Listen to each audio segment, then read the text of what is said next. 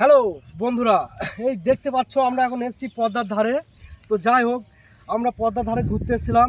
এখন কিছু বন্ধু মিলে তো আড্ডা মারলাম। আড্ডা মারার পরে আমরা যে বাংলাদেশে বর্ডার যাচ্ছিলাম। তো যাই হোক, আমাদেরকে বাংলাদেশে বর্ডার যেতে দিল না, আটকে দিল।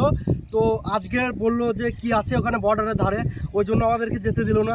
তো যাই হোক, আমরা আজকে চলে যাচ্ছি, কিন্তু নেক্সট টাইম যখন আসবো অবশ্যই আপনাদেরকে আমি বাংলাদেশের বর্ডারটা দেখানোর চেষ্টা করব। তো যাই হোক, এখন আমরা একটু ফাঁকা জায়গায় ঘুরে নিলাম।